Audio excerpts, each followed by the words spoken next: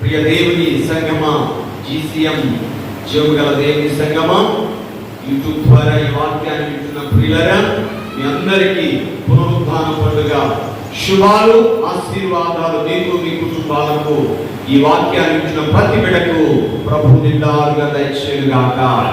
ఆమేన్, ఆమేన్, ఆమేన్. స్తోత్రం. ఇప్పుడు మిమ్మల్ని ఒక ప్రశ్న అడగాలనుకుంటున్నాను.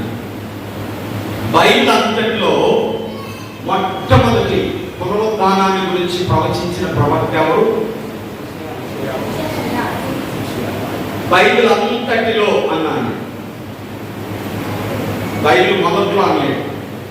బైబిల్ అంతటిలో మొట్టమొదటిగా పునరుద్ధాన ప్రవచనాన్ని ప్రవచించిన ప్రవక్త ఎవరు అని అడుగుతున్నాను. యోబయ్య.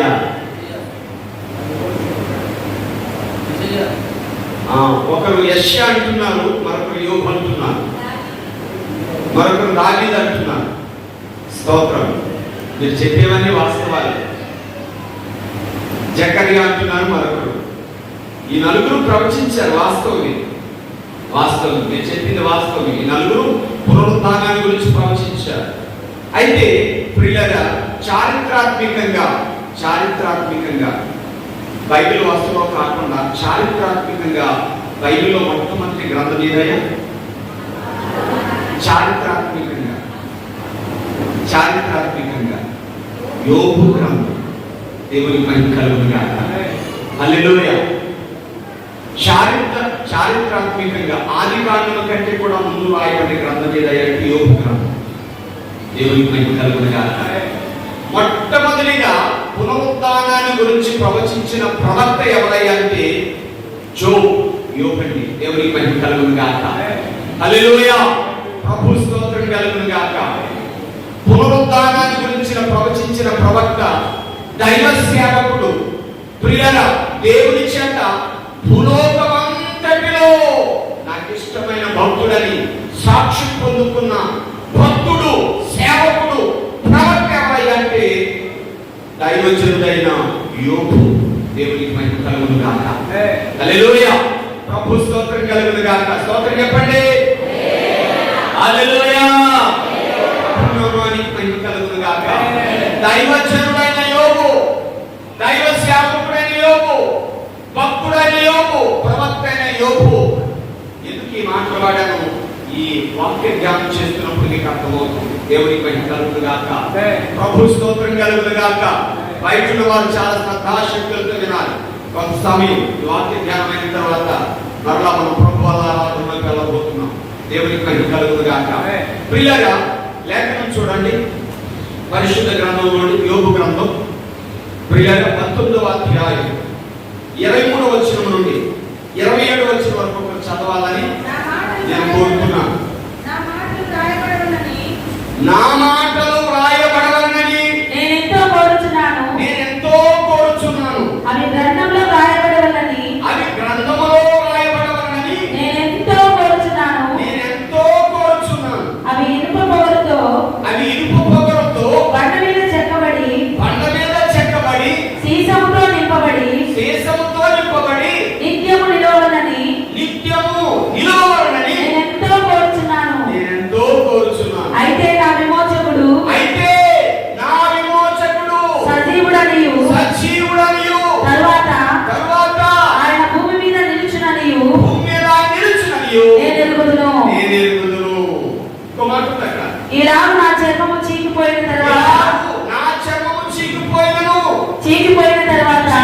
తర్వాత శరీరముతో నేను దేవుని చూచెదను. ఆత్మతో నేను దేవుని చూచెదను. నా మటుకు నేనే చూచెదను. మరెవరు కాదు, నేనే కన్నులారా ఆయనను చూచెదను. నాలో నా అంతర్క్రియమును చూచెదను. ఆమేన్. దేవునికి మహిమ కలుగును గాక. హల్లెలూయా. ఎంత గొప్ప ప్రవచనం అండి. దేవునికి మహిమ కలుగును గాక. హల్లెలూయా. వాస్తవానికి నేను బుధవారం వేరే మెసేజ్ సిద్ధపడ్డాను. అంటే వాక్యం ఇదే కానీ వేరే టాపిక్ లోకి వెళ్ళాను. ఈ వాక్యం ధ్యానిస్తున్నప్పుడు పరిశుద్ధాత్మ దేవుడు నా మనోనేత్రాలను తెరిచాడు. ఈ వాక్యం నా జీవం, ఈ వాక్యం సత్యం, సర్వసత్యం నాకు తెలియజేశాడు. నేను అర్థం చేసుకున్నాను. ప్రభు నాతో మాట్లాడిన మాటలు మీకు పంచాలని నేను ఆశపడుతున్నాను. దేవునికి మహిమ కలుగును గాక. ప్రవచన సందేశం, ప్రవచన వాక్య ప్రత్యక్షత మీకు చెప్పాలని ఆయన సేవకునిగా ఆయన సన్నిధిలో నేను నిలబడి ఉన్నాను. దేవునికి మహిమ కలుగును గాక. హల్లెలూయా. ప్రభు స్తోత్రం కలుగును గాక. ప్రియులారా, యోబుకు ఒక ఆశ ఉన్నదట. ఆశ అత్యంత ఆశ కాదు, ఎంతో ఆశట. యోబు అంటున్నాడు, ఎంతో బలీయమైన కోరికట, ఎంతో గొప్ప కోరిక కలిగి ఉన్నాడు యోబు. ఈయనెవరు అంటే తూర్పు దేశపు జ్ఞానులందరిలో గొప్ప జ్ఞాని. తూర్పు దేశంలో ఉన్న జ్ఞానులందరిలో గొప్ప జ్ఞాని ఎవరంటే యోబే. జోబు ప్రపంచంలో తన తరంలో గొప్ప ఐశ్వర్యవంతుడు ఎవరంటే యోబే. అంబానీకి అంబానీ, బిల్గేట్ యోబు తన తరం అంత ఐశ్వర్యవంతుడు. ప్రియులారా, అంత మాత్రమే కాదు, దేవుడి చేత భూలోకమంతటిలో యోబు లాంటి భక్తుడు లేని సాక్ష్యం పొందినవాడు. తన విశ్వాసముతో, తన సహనముతో, దైవ సహాయముతో సైతాన్ని ఓడించినవాడు, అపవాదిని ఓడించినవాడు యోబు. ప్రియులారా, అలాంటి ఉన్నతమైన యోగికి ఒక బలమైన ఆశ ఉన్నదట, ఓ బలమైన కోరిక ఉన్నదట, బలమైన తృష్ణ ఉన్నది, బలీయమైన వాంఛ ఉన్నది. ఏంటయ్యా యోబయ్యా నీ ఆశ ఏంటి? ఎంతో ఎంతో కోరుచున్న కోరిక ఏంటి? నీ ఆశ ఏంటంటే నా మాటలు. దేవునికి మహిమ కలుగును గాక. ఎవరి మాటలు? యోబు మాటలు, ప్రవక్త అయిన యోబు మాటలు, దైవజనుడైన యోబు మాటలు, భక్తుడైన యోబు మాటలు.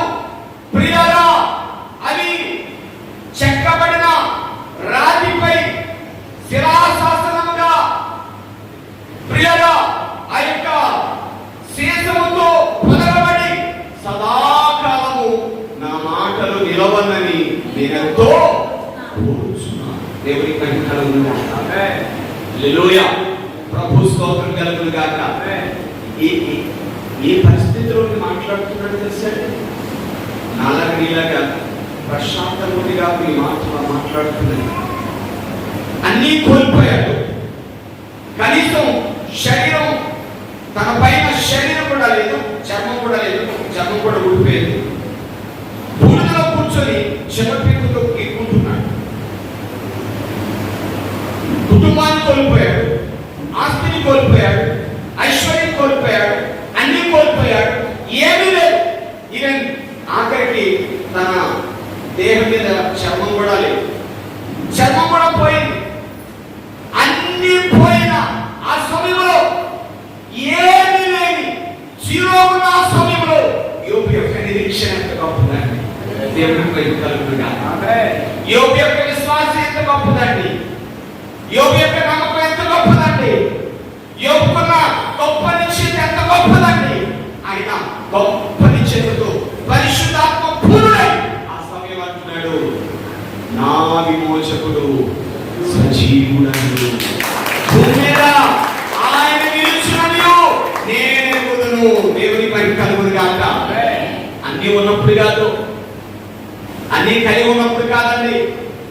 సంతోషంగా, సమృద్ధితో, సమాధానంగా, సకల వైభోగాలతో, సర్వ సమృద్ధితో తొలతూగుతున్నప్పుడు గాలిలో పట్టునాడి మాట, ఏమీ లేనప్పుడు, అన్ని కోల్పోయిన స్థితిలో, జీరోగా ఉన్నప్పుడు, బూడిదలో కూర్చున్నప్పుడు, అన్ని బాధలు అనుభవించి విసిగి వేసారిన స్థితిలో ఉన్నప్పుడు కూడా ప్రియులారా, తన అంతరాత్మలో నుండి పరిశుద్ధాత్మ ద్వారా ఈ మాట పలుకుతున్నాడు. ఏంట మాట అంటే, నా విమోచకుడు. Praise the Lord. హల్లెలూయా. దేవునికి మహిమ కలుగును గాక. అంటే యోబుకు తామున్న పరిస్థితిలో కూడా ఏం నమ్ముతున్నాడు? దేవుడు తనని విమోచించే విమోచకుడు, తన విమోచనకు కర్తై నమ్ముతున్నాడు. ప్రభు స్తోత్రం కలుగును గాక. హల్లెలూయా. తన పరిస్థితికి విమోచన ప్రభువే అని, తన జీవితానికి విమోచన ప్రభు అని, తన కుటుంబానికి విమోచన ప్రభు అని, తాను కలిగిన సమస్తములకు విమోచన ప్రభు అని యోబు విశ్వాసముతో నమ్ముతున్నాడు. పరిశుద్ధాత్మ పూర్ణుడై చెప్తున్నాడు. దేవునికి మహిమ కలుగును గాక. హల్లెలూయా. ప్రభు నామానికి మహిమ కలుగును గాక. ప్రభు స్తోత్రం కలుగును గాక. మరి ప్రియులారా, యోబు ఆశ నెరవేరిందా లేదా?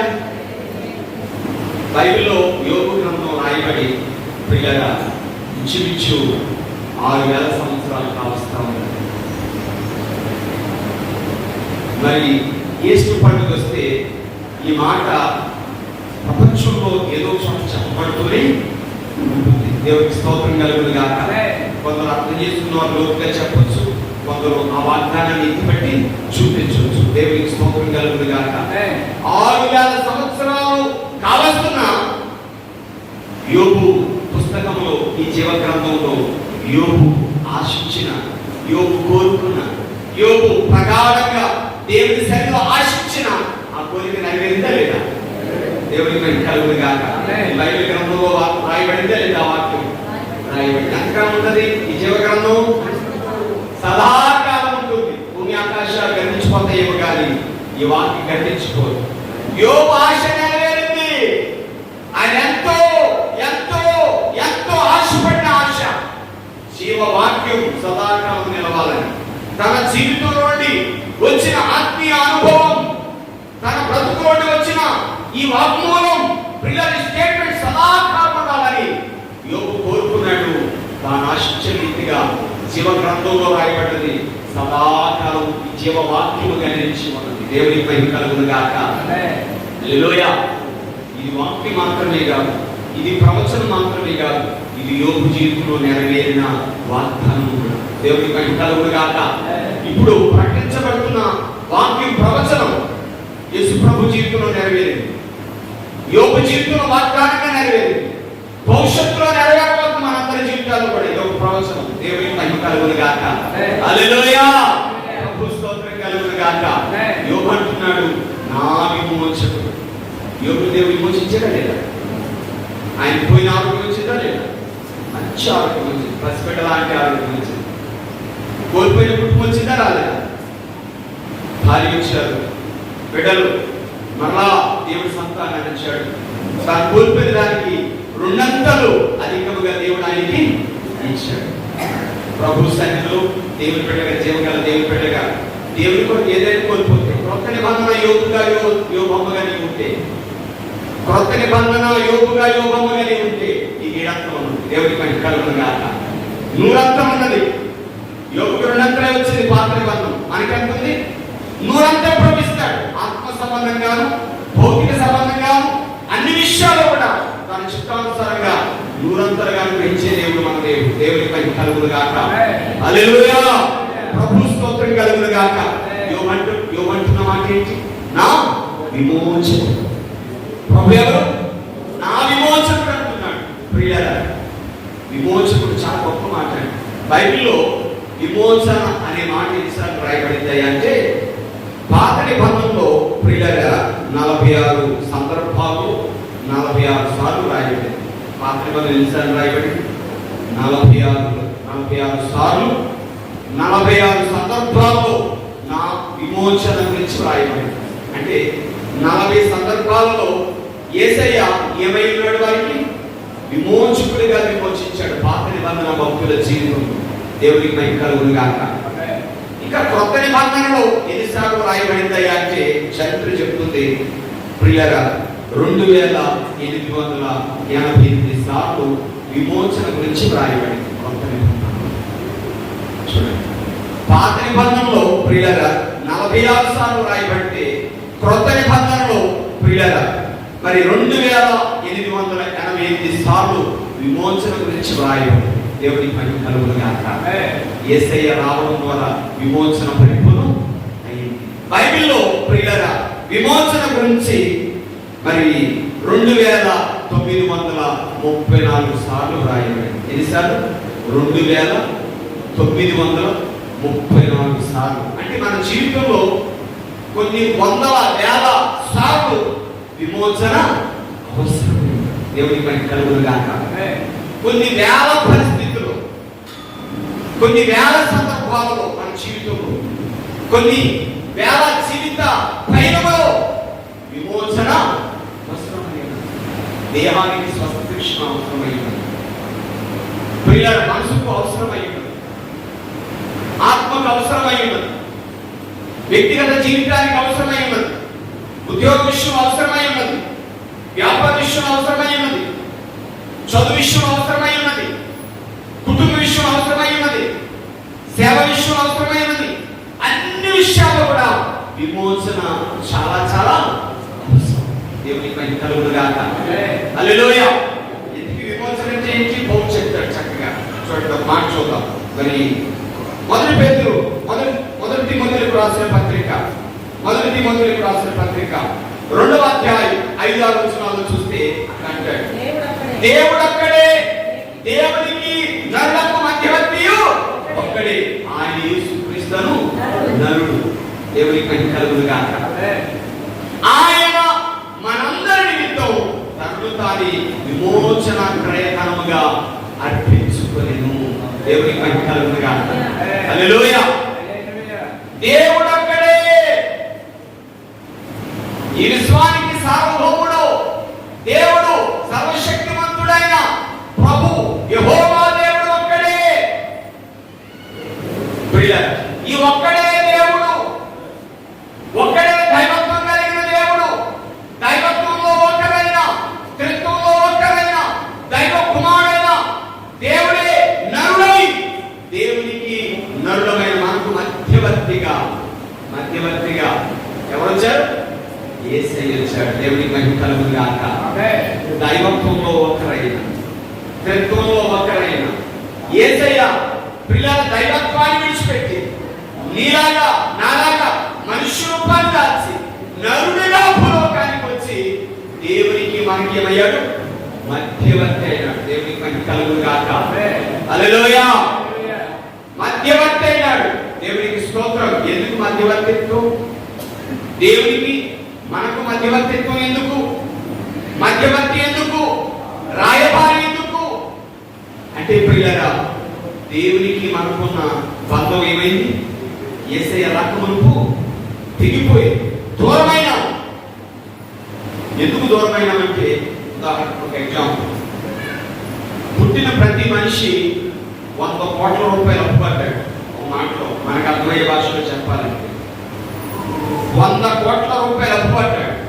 ఈ 100 కోట్ల రూపాయలు ఎవరికి వారు అప్పు తీర్చుకోవడం మన వల్ల అవుతుందా? అవుతుందా? ఉదాహరణ, నేను 100 కోట్ల రూపాయలు అప్పున్నాను అనుకోండి, నా అప్పు నేను తీర్చుకోగలనా? మీ అప్పు మీరు తీర్చుకోగలరా? అవుతుందా? పని జరగదు. ఒకవేళ అంబానీ లాంటి వాళ్ళు, బిల్ గేట్స్ లాంటి వాళ్ళు, మంచి బిజినెస్ మ్యాగ్నెట్లు 100 కోట్లు కట్టి వారిని విడిపించుకోగలరేమో. అయితే నేను చెప్పే విషయంలో వారు విడిపించుకోలేదు. ఎందుకంటే ఇక్కడ యేసయ్య ఏం చేశాడు అంటే, దేవునికి నరులకు మధ్యవర్తిగా వచ్చి తన పరిశుద్ధుడైన ప్రభు, దైవ కుమారుడైన దేవుడు తన రక్తాన్ని, తన ప్రాణాన్ని, తన ఆత్మను బలి అర్పణ చేశాడు. దేవునికి మహిమ కలుగును గాక. బలియాగం చేశాడు, పానార్పణ చేశాడు. సిలువలో పరిశుద్ధ బలిగా, యజ్ఞ పశువుగా, ఋగ్వేదంలో చెప్పబడిన ఆ పరిశుద్ధమైన పశువుగా, ప్రియులారా, శుక్ల యజుర్వేదంలో చెప్పబడిన ఆ యొక్క సూర్య, వాయు, నీటి పశువుగా, పరిశుద్ధ పశువుగా బలియాగమయ్యాడు ప్రభు. దేవునికి మహిమ కలుగును గాక. పరిశుద్ధ రక్తం చెందించాడు, పానార్పణ చేశాడు. ఆ రక్తము ద్వారా, యేసయ్య బలియాగము ద్వారా, యేసయ్య ప్రాణార్పణం ద్వారా, యేసయ్య ఆ రక్తాన్ని, ఆ ప్రాణాన్ని ఒక క్రయధనముగా నాకు బదులు, నీకు బదులు, నా స్థానంలో, నీ స్థానంలో ఆకాశానికి భూమికి మధ్య వేలాడి మన పాపానికి, మన శాపానికి, మన మరణానికి, నిత్యమైన తీర్పుకు, నిత్య ఉగ్రతకు ప్రియులారా ఆయన ప్రాయశ్చిత్తమై, ఆ యేసు ప్రాయశ్చిత్తమై మనల్ని ఏం చేశాడయ్యా అంటే, ఏమండి, విడిపించాడు. దేవునికి మహిమ కలుగును గాక. ప్రభువు స్తోత్రం కలుగును గాక. హల్లెలూయా. యేసయ్య విమోచించబడేవాము కాము. విమోచించబడడం అంటే విలువ పెట్టి కొనబడడం. నీకు అర్థమయ్యే భాషలో చెప్తున్నాను, మనందరికీ అర్థమయ్యే భాషలో చెప్తున్నాను. విమోచించడం అంటే మన పాపానికి, శాపానికి, మరణానికి, నిత్య నరకానికి బానిసలం, పాత్రులమైన మనల్ని యేసయ్య తన రక్తము, తన పరిశుద్ధ రక్తం, తన ప్రాణాత్మకమైన విలువైన ధనాన్ని, అమూల్యమైన రక్తాన్ని చెల్లించి మనకు బదులుగా వెల చెల్లించి పిల్లరా నన్ను నేను విలువైన రక్తము ద్వారా కొన్నాడు, అన్నాడు, రక్షించుకున్నాడు. దేవుని మంచి కలుగును గాక. హల్లెలూయా. అందుకే యేసయ్య ఏమై ఉన్నాడయ్యా అంటే మన విమోచకుడై ఉన్నాడు. దేవుని మంచి కలుగును గాక. ఏమై ఉన్నాడు? విమోచకుడై ఉన్నాడు. యేసయ్య నీకు విమోచకుడు, యేసయ్య నాకు విమోచకుడు. ఆయన నమ్మిన వారందరికీ విమోచకుడు, అన్ని పరిస్థితులకు విమోచకుడు, అన్ని కాలాలకు విమోచకుడు. ఆయన నమ్మిన వారందరికీ విమోచకుడు. దేవుని మంచి కలుగును గాక. రోగం నుండి స్వస్థపరిచే విమోచకుడు, ఆర్థిక ఇబ్బందుల నుండి విడిపించే విమోచకుడు, అజ్ఞానం నుండి విడిపించే విమోచకుడు, బతకం నుండి విడిపించే విమోచకుడు, మరణం నుండి విడిపించే విమోచకుడు, నిత్య జీవాన్నిచ్చిన జీవాధిపతి యేసయ్య. దేవునికి మహిమ కలుగును గాక. హల్లెలూయా. నా విమోచకుడా యేసయ్యా, నా విమోచకుడా యేసయ్యా, నీ జీవనా యేసయ్యా,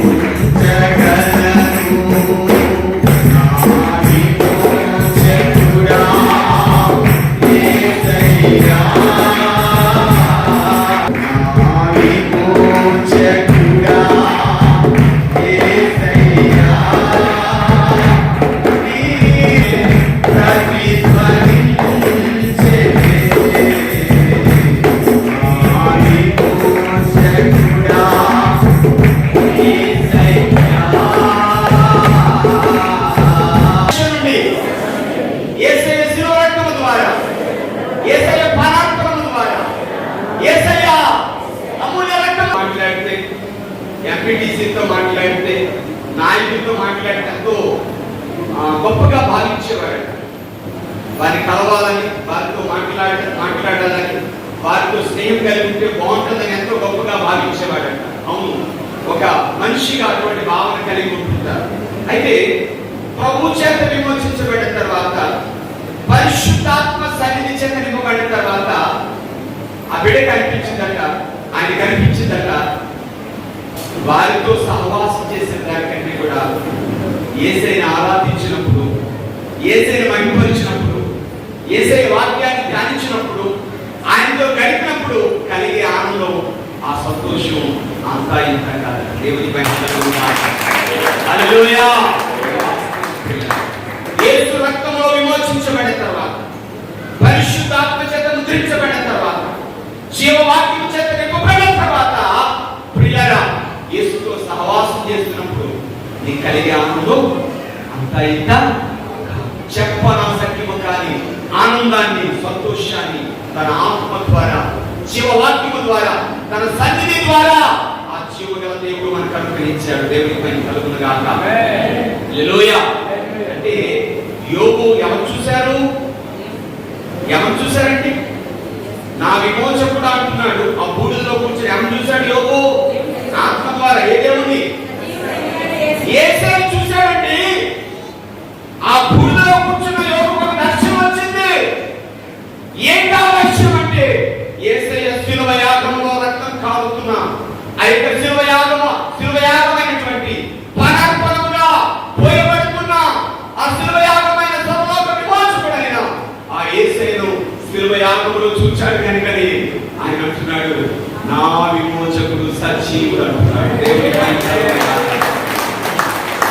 యోగయానికి ఎంత గుండె ధైర్యం అయ్యా అంటే, నేను బూడిదలో కూర్చున్న నా ప్రభుని చూశాను, అందుకే నాకు గుండె ధైర్యం అంటాడు. దేవుని పైకి కలుగును గాక. నేను బూడిదలో కూర్చున్నాను, అన్ని పోయాయి, అయినా నేను నా కొరకు రక్తం కాలుస్తూ ప్రాణాత్మకమైనటువంటి ఆ శిలువ ప్రేమను చూసినప్పుడు, ఆ యేసయ్య త్యాగాన్ని చూసినప్పుడు, ఆ యేసయ్య యాగాన్ని చూసినప్పుడు నా శ్రమ, నా బాధ యాపాటికి కాదనిపించింది. ఆయన నా విమోచకుడిగా నా కళ్ళ ముందు ప్రత్యక్షమయ్యాడని యోబు చెప్తున్నాడు. యోబు కంటే గొప్ప శ్రమలు ఎవరున్నాయి? యోబు కంటే గొప్ప బాధలు ఎవరున్నాయండి? భూప్రపంచంలో యోబు కంటే గొప్ప శ్రమలు పొందిన వాడు ఎవరు లేరు. అలా వస్తే సైన్స్ లేదు కూడా. దేవుడు ఆ కృప భాగ్యం యోబుకి ఇచ్చాడు. దేవుని ఆత్మ సహాయం యోబుకి ఇచ్చాడు సైతాన్ని ఓడించడానికి. ఒక విశ్వాసి ద్వారా, ఒక సేవకుని ద్వారా, ఒక భక్తుని ద్వారా సైతాన్ని ఓడించడానికి దేవుడు ప్రణాళిక చేశాడు కనుక యోబును వాడుకుని ఓడించాడు. దేవునికి స్తోత్రం కలుగును గాక. ఆ యోబు బూడిదలో కూర్చొని కూడా ఎవరిని చూశాడయ్యా అంటే, సిలువ వేయబడిన యేసుని చూశాడు.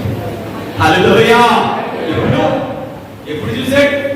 6000 సంవత్సరాల క్రితమే మొదటి ప్రవక్తగా, బైబిల్ గ్రంథంలో పునరుద్ధానాన్ని గురించి ప్రవచించిన మొదటి ప్రవక్తగా యోబు బూడిదలో కూర్చొని ఆ సిలువలో వేలాడుతున్న యేసుని చూశాడు. దేవునికి మహిమ కలుగును గాక. హల్లెలూయా. ఎంత గొప్ప ప్రత్యక్షత యోబు ప్రత్యక్షత, ఎంత గొప్ప వాక్య ప్రత్యక్షత యోబు ప్రత్యక్షత అండి. ఎంత అద్భుతమైన సిలువ ప్రత్యక్షత, విమోచన ప్రత్యక్షత యోబు పొందుకున్నాడు. పిల్లరా, ఈ ప్రత్యక్షత క్రీస్తు యేసు కృప ద్వారా నీవు నేను పొందుకున్నాం. Praise the Lord. హల్లెలూయా. విమోచకుడు మాత్రమే కాదు, ఆయన ఎవరు? సజీవుడు అంటున్నాడు. మరలా ఒక ప్రత్యక్షత విమోచకుని ప్రత్యక్షత. రెండో ప్రత్యక్షత యేసు ప్రభుని ఎలా చూస్తున్నాడు? సజీవుడిగా చూస్తున్నాడు. సిలువలో ప్రాణం పెట్టాడు, మరణించాడు. ఆయన మరణించి సమాధిలోనే ఉండిపోలేదు. ఆయన ఏమయ్యాడు అంటే, మూడవ దినాన తిరిగి లేచాడు. సజీవుడు ఆయన. దేవునికి స్తోత్రం కలుగును గాక. మరణాన్ని జయించాడు, మరణాన్ని మింగివేశాడు, మృత్యువుని జయించాడు. దేవునికి మహిమ కలుగును గాక. మరణమా నీ ముల్లెక్కడ, మరణమా నీ విజయమెక్కడని మరణాన్ని ప్రశ్నించి, మరణాన్ని ఓడించి, మరణంపై సర్వాధికారి అయిన మృత్యుంజయుడు, పునరుద్ధారుడు నేను ప్రకటించే యేసయ్య, నన్ను ఆరాధించే యేసయ్య. దేవునికి మహిమ కలుగును గాక. హల్లెలూయా. అందుకే ప్రియులారా, లూకా శుభవార్తలో ఉంది కదా చక్కని మాట. ప్రియులారా, 24:5 అంటది లేఖనం. అక్కడ స్త్రీలు ప్రభు సమాధి దగ్గరికి వెళ్ళి వినండి, సరిపోతుంది. రెఫరెన్స్ రాసుకోండి. లూకా శుభవార్త 24:5 అక్కడ ఆదివారం దినాన ఇదే రోజు స్త్రీలందరూ, యేసు ప్రభు నమ్మిన స్త్రీలు, వీళ్ళ తల్లులు, భక్తి గల తల్లులు, ప్రభుని ప్రేమించే తల్లులు, యేసయ్యకి సుగంధ ద్రవ్యాలు తీసుకువెళ్ళి ఆయన దేహానికి పూయాలని, ఆ సమాధికి పూయాలని ప్రభు ఎదురు వెళ్ళారు. ఉదయాన్నే పెద్దలాడే వెళ్ళారు. మనం ఎలా అయితే పెద్దలాడి మందిరానికి వచ్చామో, వారు పెద్దలాడి ప్రభు సమాధికి వెళ్ళారు, దగ్గరికి వెళ్ళారు. వెళ్ళినప్పటికీ సమాధి తెరబడి ఉన్నది. దేవునికి స్తోత్రం కలుగును గాక. ఏమైంది? సమాధి తెరబడి ఉంది. ఆశ్చర్యపోయారు, అప్పుడుపోయారు. ఎందుకంటే ఆ సమాధి మామూలు సంఖ్యలతో బంధించబడలేదు. రోమా సైనికులు తమ ప్రభుత్వపు బలమైన సంఖ్యలతో దాన్ని బంధించి సీలేశారు. రోమా గవర్నర్ సీలేశారు. రోమా ప్రభుత్వపు సీలు పడి దాన్ని అధికారం ఎవరు తీయలేదు. అంత బలమైన ప్రభుత్వ బంధకాల్లో సంఖ్యలో బంధించేశారు. ఏదయ్యా యేసు ప్రభు ఆ సమాధి సంఖ్యలు తెగిపోయాయి, ఆ రాయి తొలిపోయింది. యేసయ్య దేహంతో వెతికితే యేసయ్య దేహం కూడా అక్కడ కనిపించడం లేదు. అప్పుడు ఇద్దరు దేవదూతలు తెల్లగా ప్రకాశమానమైనటువంటి వస్త్రాలు ధరించి గొప్ప వెలుగుతో దేదీప్యమానంగా వెలిగిపోతూ వారి వెలుగు ఆ స్త్రీల మీద పడింది. వెంటనే ఆ స్త్రీలు వారి వైపు చూసినప్పుడు ఆ వెలుగు తట్టుకోలేక ఆ మహిమను చూడలేక వారు తల చేసుకున్నారు, గోడబట్టి తల చేసుకున్నారు, తమ తలలో ఉంచారు. పిల్లలు అప్పుడు అంటున్నారు, ఆ దేవదూతలు ఇద్దరు పరలోకం నుండి వచ్చిన దేవదూతలు ఇద్దరు అన్నారు, అమ్మా భయపడద్దు, భయపడద్దు, భయపడద్దు. ఇదిగో యేసయ్యని సమాధిలో ఎందుకు వెతుకుతున్నారు? మృతులలో యేసయ్యని ఎందుకు వెతుకుతున్నారు? ఆయన సజీవుడు, ఆయన లేచి ఉన్నాడు. ప్రైజ్ ది లార్డ్, హల్లెలూయా. చెప్తున్నారు పరలోకం నుండి వచ్చిన దేవదూతలు, మహిమ కలిగిన మహాపురుషులైన దేవదూతలు చెప్తున్నారు, మృతులలో చచ్చిన వారిలో యేసయ్యని వెతుకుతున్నారు. ఆయన చనిపోయి చచ్చిన వారిగా లేడు, ఆయన సమాధిలో లేడు.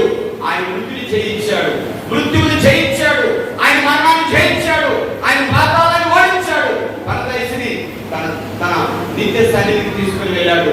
ఆయన పునరుత్థానుడు, ఆయన సజీవుడు అని ప్రకటిస్తున్నారు. దేవునికి మహిమ కలుగును గాక, హల్లెలూయా. ఆ మాట మొట్టమొదటిగా విన్న తల్లి ఎవరైతే మగ్దలేని మరి, దేవునికి స్తోత్రం కలుగును గాక. మగ్దలేని మరి ప్రభు దర్శించాడు మొట్టమొదటిగా. స్త్రీలందరూ విన్నారు ఆ స్వార్థ.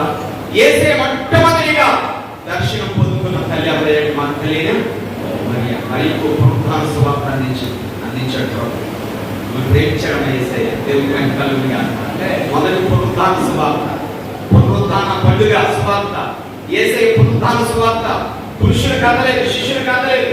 మొట్టమొదటి ఎవరికి అందింది అంటే మగ్దలేని మరియకి అందింది, స్త్రీలకి అందింది. దేవునికి మహిమ కలుగును గాక. యేసుని ప్రకటించే స్త్రీలు ఎలా ఏమై ఉన్నారు? బలమైన సైన్యమై ఉన్నారు. దేవునికి మహిమ కలుగును గాక.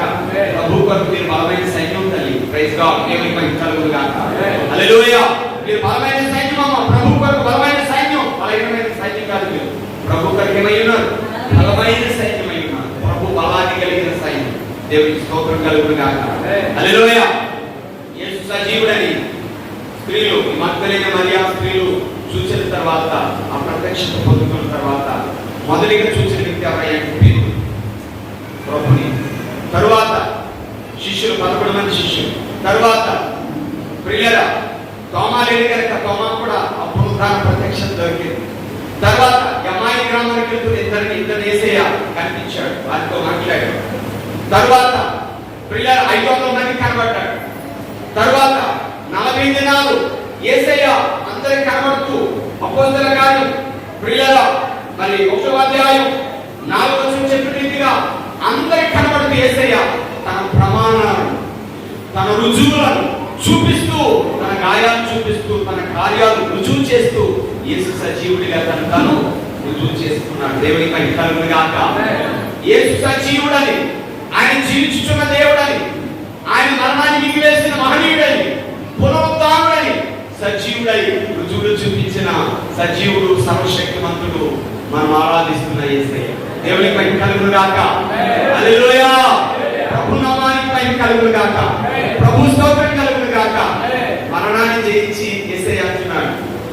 ఏమంటున్నాడు అంటే ప్రకటన గ్రంథం 1వ అధ్యాయంలో వచ్చిన యోహాను, పరలోకానికి పరవశుడైన యోహాను, ఆత్మశుడైన యోహాను ప్రభు దర్శనం చూసినప్పుడు ఆ వెలుగును, ఆ మహిమను ప్రత్యక్షం చూడలేక చచ్చిన కుక్కలాగా ఆయన కాళ్ళ కింద పెట్టిపోయాడు, కాళ్ళ దగ్గర పెట్టిపోయాడు. అయితే ప్రియుల ఆ యోహాను తల మీద తన కుడి చేతి కలిసి యోహాను లేవనెత్తి మాట్లాడుతున్నాడు. యోహాను, నా కుమారుడా భయపడకు, అల్ఫా ఒమేగా నేనే, ఆదియు అంతము నేనే. ఇదిగో పునరుత్థానము జీవము నేనే. నేను మరణించితిని గాని నేను మరణాన్ని జయించాను.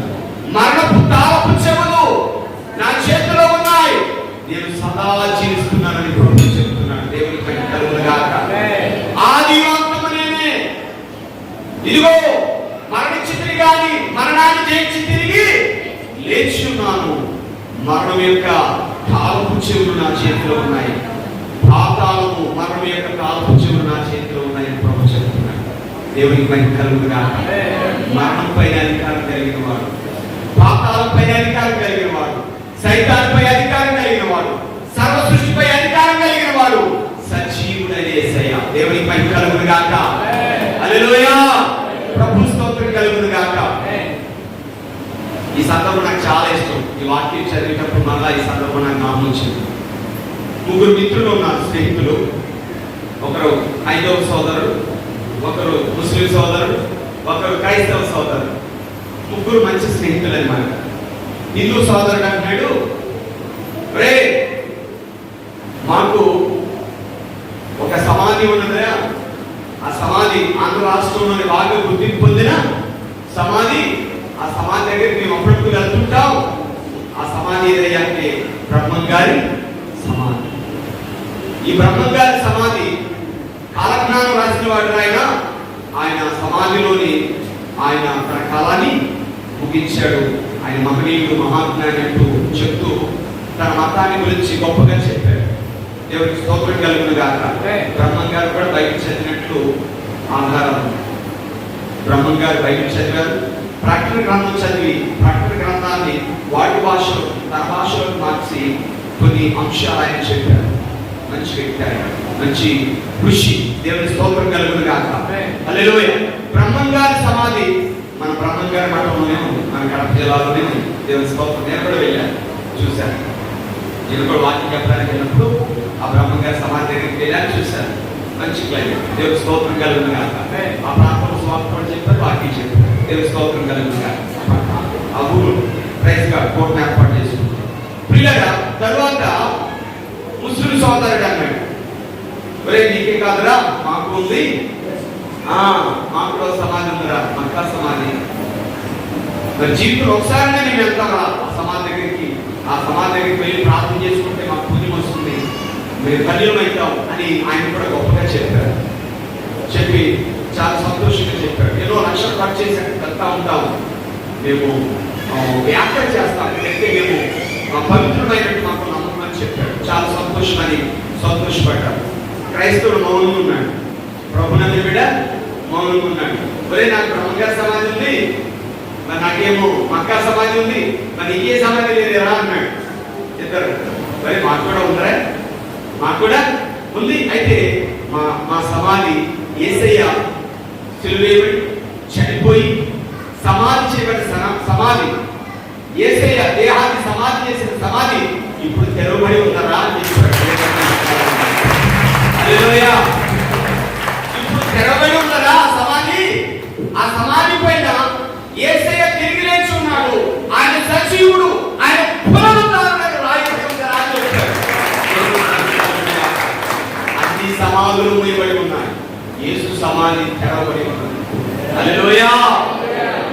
ఆయన సజీవుడు, ఆయన పునరుద్ధారుడు, ఆయన సమాధి తెరవబడి ఉన్నది. ఆయన పునరుద్ధారుడైనట్లు ఎన్నో రుజువులు ఉన్నాయి. ఆయన శిష్యులు రుజువుగా ఉన్నారు. ఆ యొక్క ప్రియులగా ఆ గ్రంథాల వాక్యం రుజువుగా ఉన్నది. అంత మాత్రమే కాదు, యేసు పునరుద్ధారుడైన తర్వాత చేసిన కార్యాలు కూడా రుజువుగా ఉన్నాయి. యేసే సజీవుడు అనడానికి ప్రత్యక్షమైన రుజువు నేనే. దేవునికి మహిమ కలుగును గాక. ఎందుకు తెలుసా?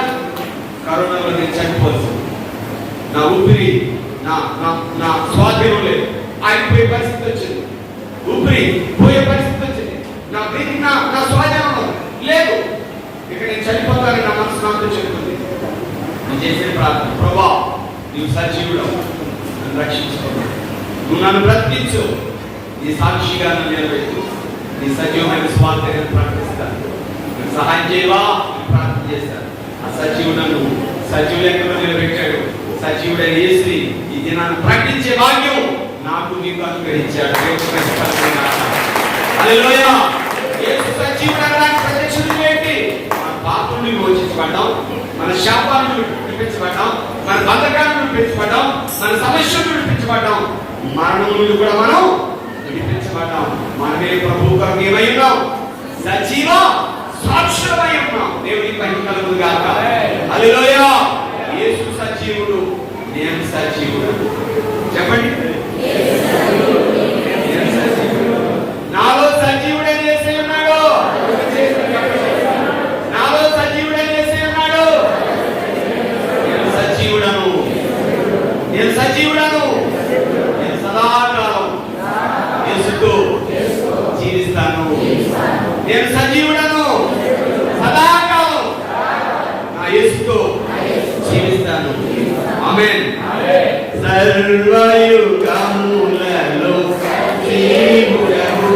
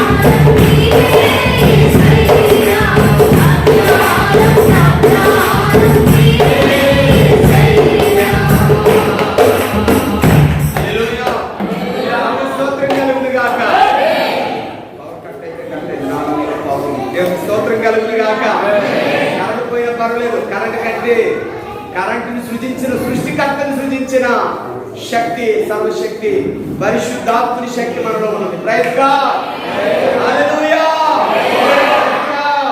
మంచిది ప్రియులారా. అయితే ఇప్పుడు యోబు భక్తుడు చూశాడు, బూడిదలో కూర్చొని ఆయన నిరాధారమైన స్థితిలో ఉన్నప్పుడు గొప్ప నిరీక్షణతో విమోచకుడైన యేసుని సిలువలో చూశాడు. దేవునికి మహిమ కలుగును గాక. సజీవుడైన యేసుని పునరుత్థానుడిగా యోబు ఆ సమయంలో చూశాడు. అందుకే నా విమోచకుడు సజీవుడు అన్నాడు. యేసయ్య పునరుత్థానాన్ని యోబు చూశాడు, ఆత్మలో దర్శనంలో యోబు చూశాడు. అందుకే కొన్ని వేల సంవత్సరాల క్రితమే ప్రవచించాడు. ఇది ప్రవచనం. దేవునికి స్తోత్రం కలుగును గాక. హల్లెలూయా. యేసు నా విమోచకుడు మాత్రమే కాదు, ఆయన సజీవుడు, సదా జీవిస్తున్నవాడు, నన్ను జీవింపజేసిన వాడని సాక్షి చెప్తున్నాడు. కలుగును గాక. హల్లెలూయా. స్తోత్రం కలుగును గాక. ఈ సందర్భంలో ఒక సందర్భాన్ని జ్ఞాపకం చేసుకోవాలి. మరి యేసు ప్రభు సమాధిలో ఉన్నప్పుడు ఏం చేశాడు అంటే ప్రియులారా, కొందరికి ఈ ఆలోచన వస్తుంది. యేసు ప్రభు మూడు దినాలు సమాధిలో ఉన్నది కదా, ఆయన ఏం చేశారు, సమాధిలో 3 దినాలు ఏం చేశారన్న ఆలోచన వస్తుందండి. రిఫరెన్స్ చెప్తాను, 2 మాటలు చెప్పేస్తాను ఎక్స్ప్లెనేషన్ లేకుండా. మొదటిగా లూకా శుభవార్త 23:43 రాసుకోండి. లూకా శుభవార్త 23:43. రెండవది ఎఫ్సి పత్రిక 4వ అధ్యాయం 8వ వచనం రాసుకోండి. మూడవది ప్రియులారా మొదటి పేతురు పత్రిక 3:20లో ఉందండి. యేసు ప్రభు శిలువ మీద వేలాడుతున్నప్పుడు ఏం చేశాడు, కుడివైపున దొంగతో ఏం వాగ్దానం చేశాడు, నేడు నీవు నాతో కూడా పరదేశంలో అని వాగ్దానం చేశాడు. అంటే యేసయ్య ప్రాణార్పణం చేసిన వెంటనే, ఆత్మను అర్పించుకున్న వెంటనే ఎక్కడికి వెళ్ళాడు, పరదేశంకి వెళ్ళాడు. దేవునికి మహిమ కలుగును గాక. పరదేశంలో ఎవరున్నారు, ఆదాము మొదలుకొని ప్రభు శిలువ యాగం వరకు, కుడివైపున దొంగ వరకు, కుడివైపున యేసుతో పాటు ప్రాణార్పణమైన ఆ దొంగ ఆత్మ వరకు ప్రియులారా, ఆ యొక్క కుడివైపున రక్షణ పొందిన ఆ నీతిమంతుని ఆత్మ వరకు ఎక్కడున్నదయ్యా అంటే ఆ పరదేశంకి వెళ్ళింది. దేవునికి మహిమ కలుగును గాక. మన మాటలు చెప్పాలంటే ఆదా మొదలుకొని బాప్తిస్మిచ్చి యోహాను వరకు ప్రతి ఒక్కరి నీతిమంతుల ఆత్మ ఎక్కడున్నాయి, పరదేశంలో ఉన్నాయి. దేవుని స్తోత్రం. ఇంకా కొందరు ఉన్నారు, మన పూర్వీకుల్లోకి వెళితే ప్రభుల గురించి తెలియని ఎంతో మంది ఉన్నారు. లోకం ఇప్పుడు చెప్తున్నప్పుడు సువార్త లేదప్పుడు చనిపోయారు. ప్రభుని ఎరక్క సృష్టికర్తను తెలియక చనిపోయారు. వారి జీవితాలు ముగించారు. రేపొద్దున వారిని పాతాళంలో నరకానికి పంపితే దేవుని ఏం చేస్తారు, వారు ఏలెత్తి చూపుతారు, మాకు సువార్త అందలేదయ్యా, మాకు సువార్త అందలేదు, నిన్ను గురించి మాకు చెప్పిన వారు లేరు, నువ్వు సృష్టికర్తని మాకు తెలియదు అని వారు అడుగుతారని ఎరిగి దేవుడు ఎవరికి కూడా కనీసం ఒక ప్రియులారా నువ్వు ఎలా చేశావని ప్రశ్నించకుండా ఉండడానికి ప్రతి ఒక్కరికి న్యాయవంతుడు, నీతిమంతుడు మనం నమ్మిన యేసయ్య. దేవునికి మహిమ కలుగును గాక. ఆయన ఏమయ్యాడంటే ఆత్మస్వరూపిగా చెరలో ఉన్న పాతాళంలో ఆత్మ దగ్గర కూడా వెళ్ళాడు. ఆత్మస్వరూపిగా చెరలో పాతాళంలో ఆత్మ దగ్గర కూడా వెళ్ళాడు. వెళ్ళి దేవునిగా తను చూపించుకున్నాడు.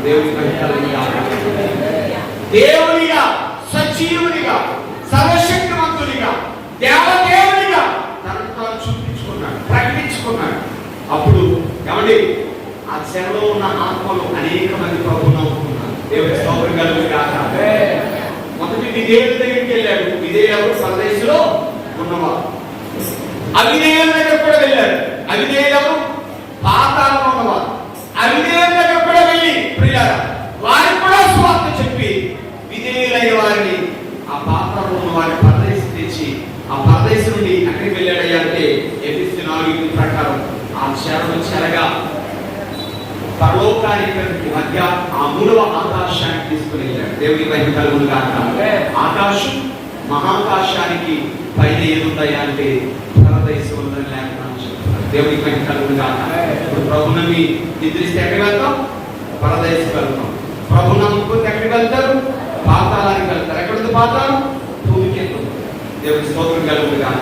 ఈ 3 దినాలు ప్రభు ఏం చేశాడయ్యా అంటే గమనించండి. విధేయులను అవిధేయులను కూడా నమ్మిన నీతిమంతులను పరదేశం తీసుకుని వెళ్ళాడు. ఆ పరదేశం ఆ పిల్లల ఆకాశం మహాకాశం కంటే పైన ఉన్నది, పరలోకం కంటే కింద ఉన్నదని బైబిల్ పండితులు చెప్తారు. దేవుని స్తోత్రం కలుగును గాక. యోబుకు ఒక ప్రత్యక్షత కలిగింది. ఆ ప్రత్యక్షత కూడా చెప్పి నిరూపిస్తారు. మొదటి ఏంటి? యేసు ప్రభువుని ఎలా చూశాడు చెప్పాలి. రెండోదిగా మూడోదిగా అంటాడు ఏమన్నాడు అంటే ఆయన సజీవుడని ఆయన భూమి మీద నిలిచిన నేను ఎరుగుదును అన్నాడు. ఎవరు నాకు చెప్పారనో లేదు. ఏమన్నాడు? నేను ఎరుగుదును, నేను కళ్ళతో చూశాను. ఎరుగుదనంటే చూసి విని ఆ ప్రత్యక్షతను అనుభవిస్తేనే ఎరుగుదు. లేకపోతే మనకి తెలియదు. మనకి తెలియని విషయాలు తెలిసి చెప్పగలమా? మన కళ్ళతో చూడకుండా లేకుండా కాబట్టి పరిశీలన చేయడం మనం చెప్పలేం కదా.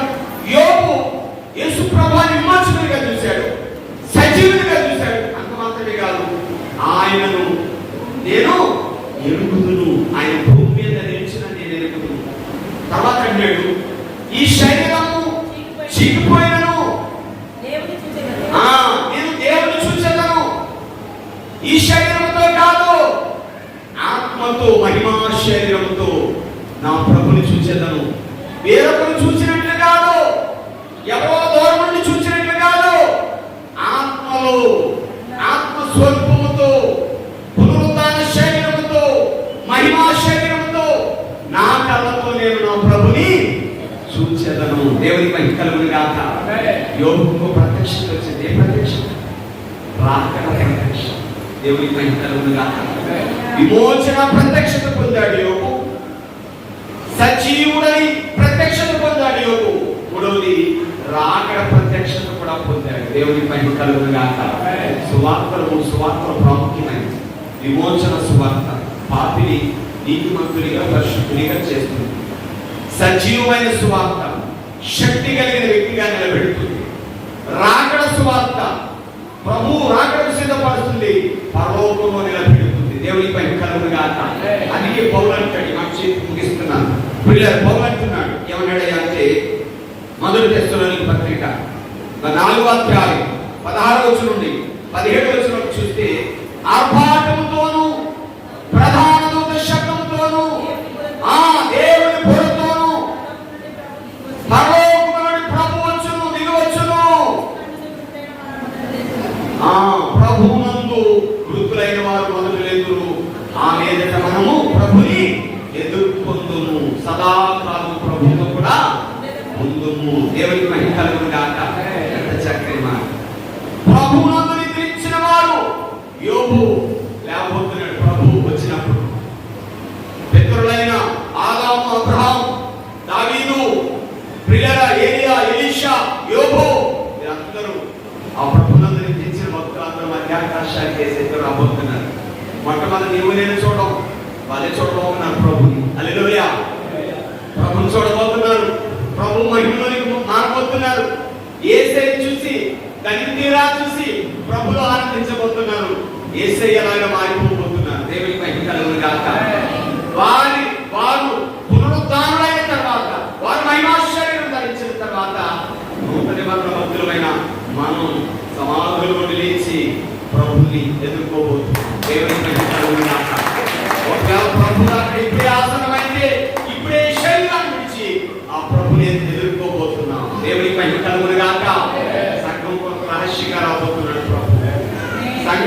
పెళ్లి కుమారుడిగా రాబోతున్నాడు. సంఘం కోసం, మన కోసం ప్రియులగా ఒక పెళ్లి కుమారుడిగా, ఒక వరుడుగా రాబోతున్నాడు. సర్వలోకానికి రాజుల రాజుగా, ప్రభుల ప్రభువుగా, న్యాయాధిపతిగా, గొప్ప తీర్పు తీర్చే న్యాయాధిపతిగా రాబోతున్నాడు. ప్రకటన 1:7 ఇదిగో ఆయన వచ్చుచున్నాడు, ఇదిగో నేను వచ్చుచున్నాను, ప్రతి జన్మను చూచును, రొమ్ము కొట్టుకుంటును. రొమ్ము ఎందుకు కొట్టుకుంటారు? విమోచన సువార్త అందించిన అంగీకరించాను. సంగమా గమనించు, నువ్వైతే ఆనందిస్తావు, నువ్వైతే పరవశిస్తావు, నువ్వైతే ప్రార్థిస్తావు, ప్రభుని ఎదుర్కొంటావు. ఎవరు కొట్టుకుంటారు? ఆయన పొడిచిన వారు ఆయన చూస్తారు, భూజనులందరూ ఆయన చూస్తారు. కొందరు ఏమైతారంటే రొమ్ము కొట్టుకుంటారు. రొమ్ము ఎప్పుడు కొట్టుకుంటారు? భయంకరమైన వేదన, మరణం కంటే బలమైన వేదన వస్తే రొమ్ము కొట్టుకుంటారండి. సహించలేనంత బాధ వేదన వస్తే రొమ్ము కొట్టుకుంటారు. రొమ్ము కొట్టుకుంటారట. ఎందుకు? ఈ విమోచన సువార్త అంగీకరించిన వారు నిత్య నరకానికి వెళ్ళబోతున్నారు, తీర్పులోకి రాబోతున్నారు. ఈ సజీవమైన సువార్త అంగీకరించి, సజీవుడైన యేసుని అంగీకరించి సజీవ సాక్షులుగా నిలబడి వారు ఆ నిత్య నరకానికి వెళ్ళబోతున్నారు, నిత్య తీర్పుకి. ఈ రాకడ సువార్త అంగీకరించకుండా రాకడ సిద్ధపడిన వారు పిల్లరా ఆ నిత్య ఉగ్రతకు వెళ్ళబోతున్నారు, నిత్య నరకానికి వెళ్ళబోతున్నారు. అందుకే అయ్యో సంఘం ప్రకటించింది, దేవుని బిడ్డలు ప్రకటించారు, దైవ సేవకులు ప్రకటించారు, దేవుని పరిశుద్ధులు ప్రకటించారు, మా బంధువు చెప్పాడు, మా మిత్రుడు చెప్పాడు, నేను అంగీకరించలేదు. విమోచన సువార్త నేను అంగీకరించలేదు. ఈ సజీవుడైన యేసుని నా హృదయంలో చేర్చుకోలేదు, నేను రాకడికి సిద్ధపడలేదని చెప్పి నెత్తి నేను కొట్టుకుని రోజు కొట్టుకుంటాడు ప్రియులారా. అయితే ఆ రోజు నీకు నాకు ఆనందం, పరవశం, అత్యానందం. దేవునికి మహిమ కలుగును గాక. హల్లెలూయా. ప్రభు నామానికి మహిమ కలుగును గాక. ప్రభు స్తోత్రం కలుగును గాక. ప్రభు నామానికి మహిమ కలుగును గాక. ప్రియా యేసు రాజు నిన్ను చూచిన చాలు, మహిమలో నిరాయతో కేటాలు. ప్రియా యేసు రాజు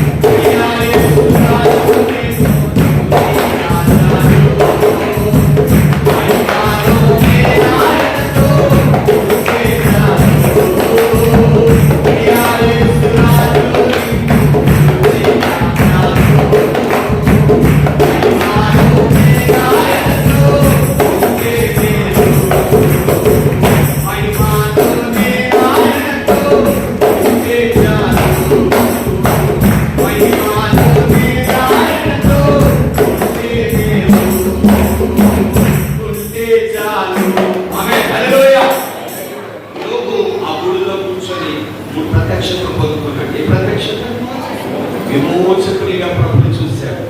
విమోచకుడైన బలియాగాని శిలువ ప్రత్యక్షతను చూశాడు. రెండోదిగా పునరుత్థాన ప్రత్యక్షత చూశాడు, సజీవునిగా చూశాడు.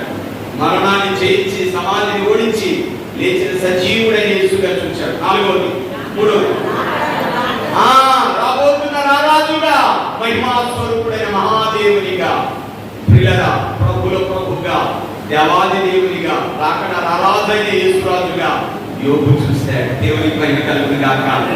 బిడా ఈ మూడు ప్రత్యక్షతలు చేశారు, మనం అనుభవించాలి. హల్లెలూయా. ఏంటంటే ఒకసారి చెప్పండి. నా విమోచకుడు యేసయ్యా, నేను విమోచించబడ్డాను.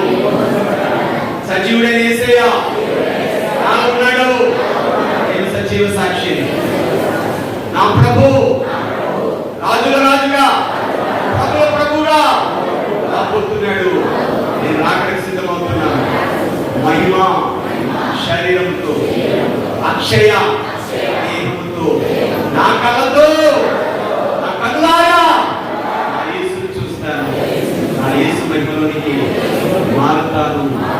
యుగాలు సదాకాలం ఆ యేసుతో జీవిస్తాను. యేసు నామములో ఆమేన్.